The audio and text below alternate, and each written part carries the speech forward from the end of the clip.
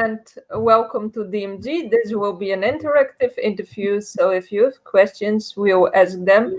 And if the topic pops up, we will ask them or otherwise at the end. So tonight we have a guest from Greece, Silent Winter, power metal. So Mike, could you please introduce yourself? Yeah, so I'm Mike. I'm the lead singer from Silent Winter. We're like a power metal band from Greece, located in Thessaly, in the city of Volos, actually. But they are located because actually I am from Athens, Greece.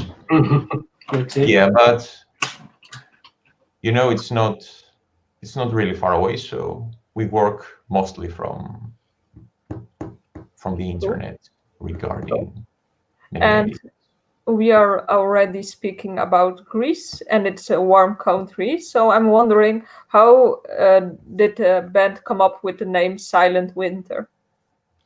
Well, for that you should probably ask Akis, the Kyriakos Balanos, the lead guitarist of the band. Actually, the band has a story. I think back in the 90s, they used to be called Silent Winter, and they had a sort of demo thing. I think it was called War of an Angel. I don't know actually much of the backstory, the name picking, but they wanted to revive the band, heading for the new millennium and all that stuff. So they kept the original name. It's the same band. Actually, not the same band. Only Akis is right now from that original lineup, but he kept the name. It's probably more of he had the band all the time, and he wanted to, do something, proceed with that name, and probably for historical reasons, because there weren't so many bands, I'm guessing, in Volos back in the day playing power metal. I mean, in Greece, there weren't so many bands, at least, let alone Thessaly or Volos. So that's a factor as well, I'm guessing. And for you, what's for you the meaning for Silent Winter, and what do you associate yourself the name? Well, it's like how I associate myself. Actually, the name is, it's simple, it's catchy. It's, in my mind, it reminds me of something power metal-y, I guess. It's a name that could be picked by a Finnish band or a Swedish band. It brings to mind all that, north climate, the cold, the silence, the forests, the wolves, whatever, the whole desolation scenery. So I think it's maybe not fitting for a Greek band, but definitely fitting for a power metal band, if you understand me. Yes, exactly. I was thinking the same, and this is the reason I came up with the questions. So, interesting one. Cool, Mike. So Silent Winter were born around 95, if I'm not wrong. Yes. But after was a big gap on the metal scene. So I think they reformed in 2018, right? Yes. Yes. Actually, Akis had contacted me, I think, in 17, not 18. Yes, 18 was the release. Okay, yeah. First so EP, after so many years, you released the EP, The War is Here, and after the full album, the Circles of Hell, right? So can you tell me the details about the album and how, your feeling about Johnny, a band that was, out of the, metal scene for many years, 25 years?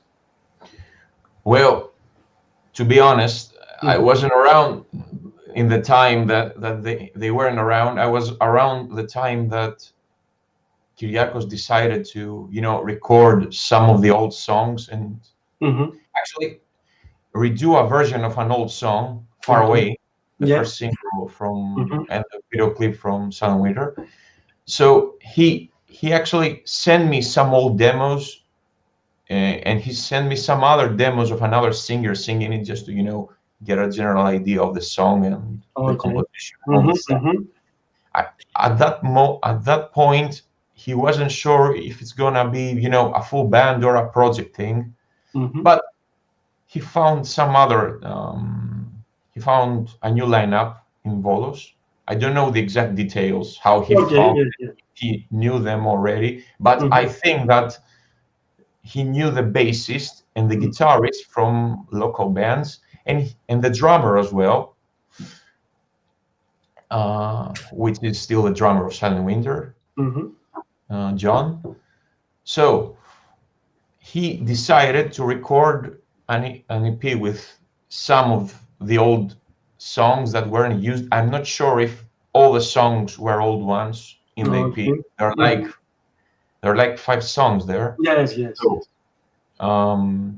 So he sent me the demos. But how he find you? He knew before, or he found me via YouTube channel I got. Oh, okay. Maybe as well. I have a personal YouTube channel where I upload music-related stuff, usually in the form of vocal covers. Sometimes live clips, but rarely, because I want it to be more proper sounding. And I knew you from the Halloween cover band. From the Halloween cover band. And I'm not sure if he knew at that point about the Halloween cover band, because he never mentioned it actually, but it was mostly due to my channel, and I had a short run with Timmo Tillki, a short European tour, and maybe he heard me when the local media, the Greek media, were advertising that collaboration of me and Timmo, and he thought, let's try that guy. Not sure actually. Now that you mention it, I never quite asked him how exactly you found me. How he heard me in the first place, but I'm guessing it's more or less all that stuff combined, or maybe neither of these. I'm not sure, as I told you. Cool. So he came, we contacted, and he sent me the demos, as I told you. I did some draft vocals at the beginning, and afterwards, after we were proceeding with the demos, he told me that he wanted to release an EP and restart the band somehow. So of course I was excited. I'm a huge power metal fan.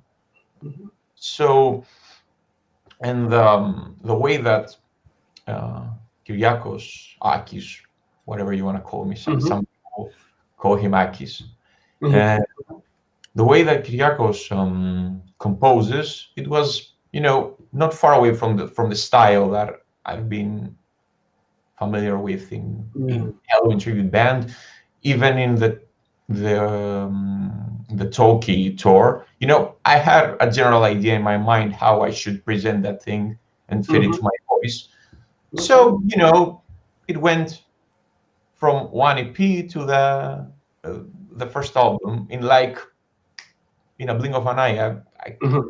It was one day we got an EP, and the other day we got like 4 new songs, and I was like, of course, definitely, let's do that. Let's do this. So Nice. And can you tell me about the Timmo Tillki? How Timmo Tillki and you collaborate? More or less, it's the same thing. He found me. I'm not sure if this is exactly the case, but at some point, Timmo, Stradivarius, Halloween, all that stuff, Blind Guardian. I grew up listening to all that stuff in my home. I even got the CDs somewhere here. But I was never following.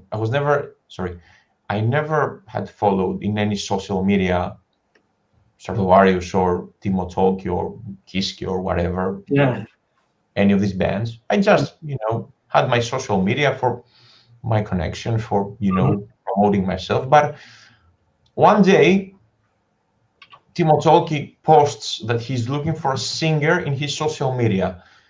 And the other thing is that I got a message in my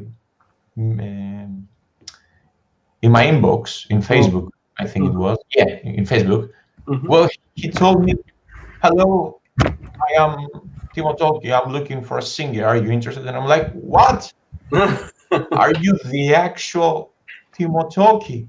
And he told me, "Yes, and I'm looking for a singer, that swiftly." And I was like, am I dreaming? my time to digest that, because it was like I was just sitting in my bedroom, and I just received that message. So what happened is that Timmo posted, as I told you, that he posted that he's looking for a singer, and some guy responded, "Check this guy out," and he just like that posts a cover I did, a Queensryche cover, but that was a real old cover. I was like 23, I think 22 when I recorded it. Really inexperienced when it came to studio stuff and vocal covers. It didn't even have a video. It was like just a cover, the song, and just just a backdrop. I think it was the cover of the album. It was Walk in the Shadows by Queensryche. And he told me that he listened to that, Tillki, and he liked it because I think he told me that my voice reminded him of Geoff Tate. And just like that, he sent me a list of songs. He told me his plans for touring. He told me which other persons are going to be in the band, and we just did it.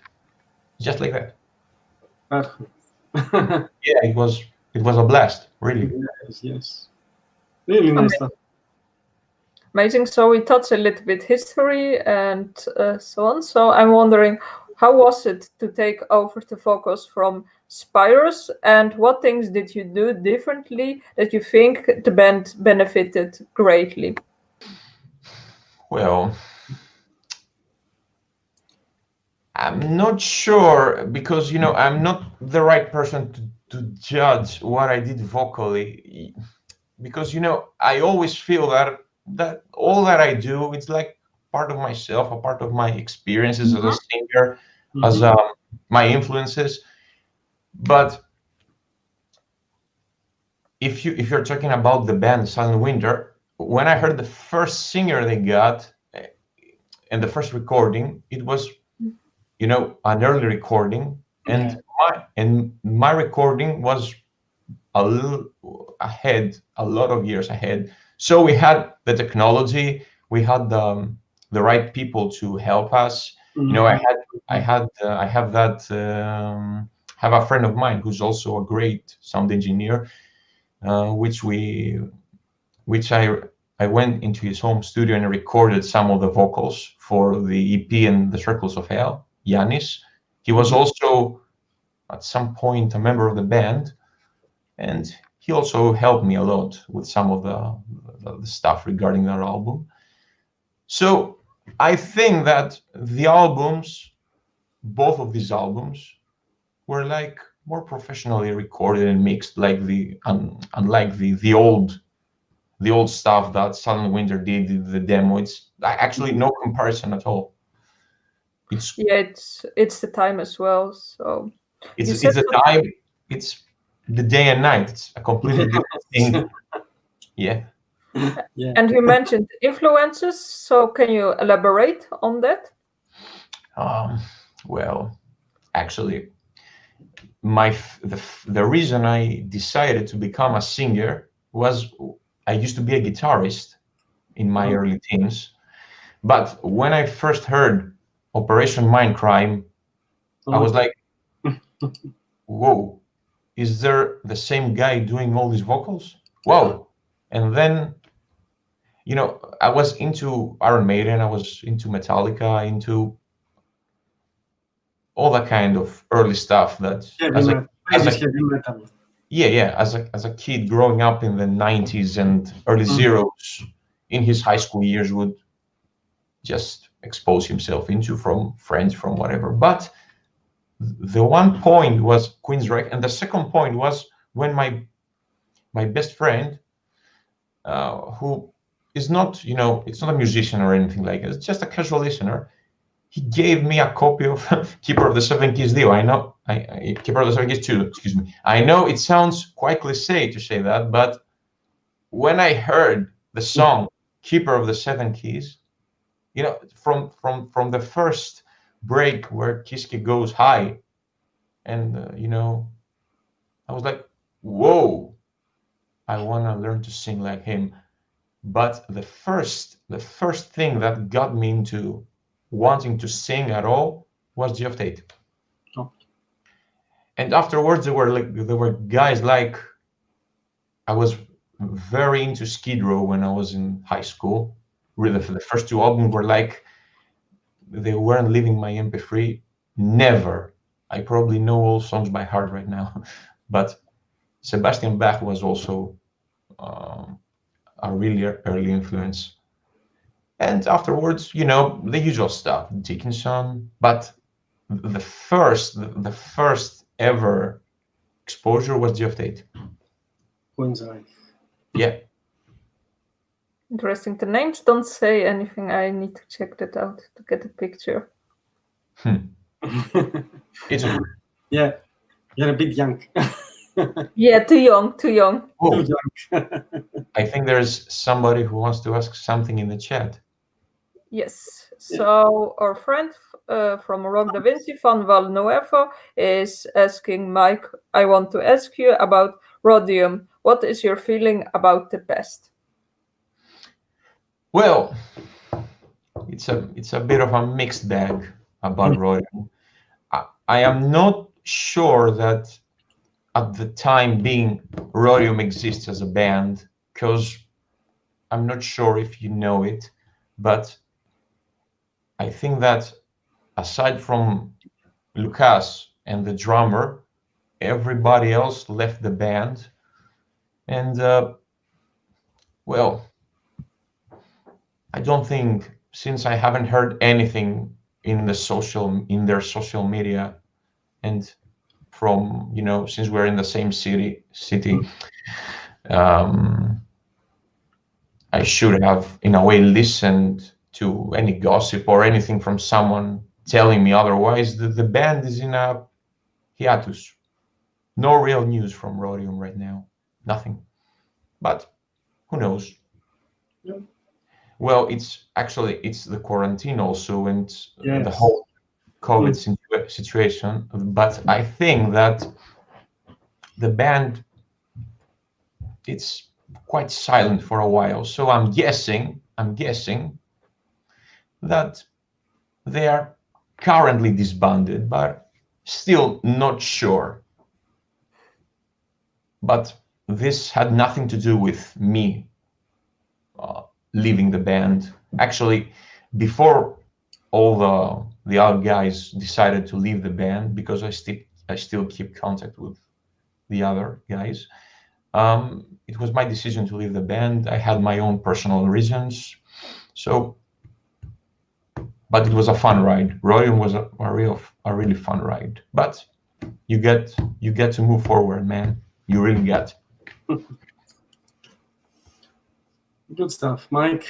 Yeah. So let's go now to the present. And can you tell me more? Can you tell us more things about the new album, upcoming album, Empire of Sin? Empire of Sins. Yeah. Yeah, Empire of Sins.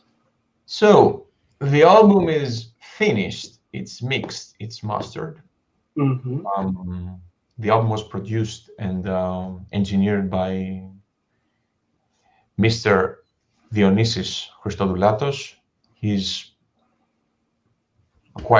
He's a quite accomplished sound engineer and producer here in Greece. Mm-hmm. He also sings and plays guitar in Sorrowful Angels, his own band. Okay, very good band. Yeah. He also happens to be, collaborating in several other projects. They're like too many to mention, but so it's finished. He delivered the final mixes and everything, and we are scheduled for a release, I think, in 23 of March, if I'm not mistaken. Oh, okay. Yeah, I think it's 3 of March. Yeah.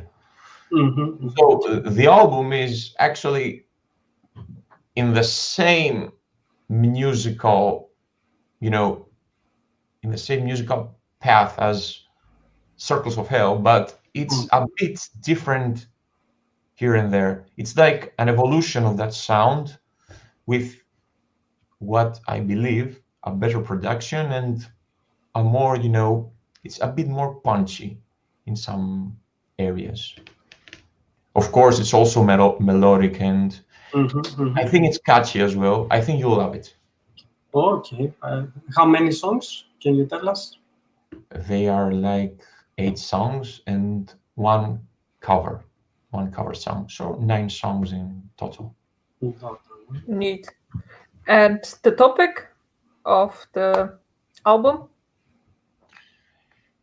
I wouldn't say there is a particular topic. It's more like a collection of themes. I think it's like the lyrics at certain points seem to be dark fantasy, the usual power metal stuff, but there are also some thought-provoking lines. In a sense, it's something like Dio used to do in his lyrics.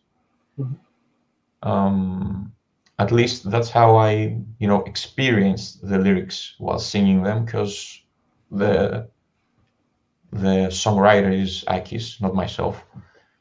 I also collaborated in some lyrics, but it was mostly Kyriakos. So yes, it's fantasy. It's the title song, sorry, Empire of Sins,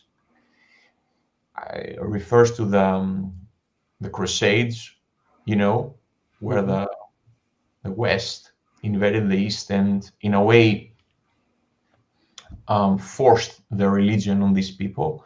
But it could be also traced in the first crusade, let's say, where the first Christians, destroyed the ancient Greek temples, and they forced their religion in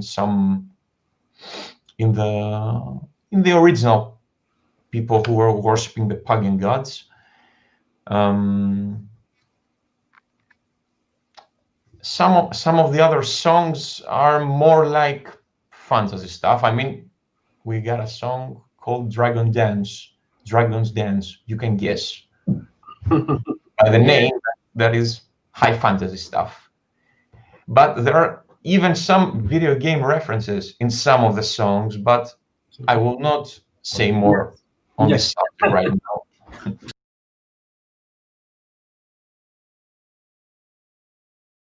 I'm wondering about the lineup because I saw that in the past there were keyboards, and now, if I'm correct, there is no one on the keyboard. So I'm wondering, is this part of the new musical directions, or will there be someone on keyboards? Well, that's a really good question, but I think at the moment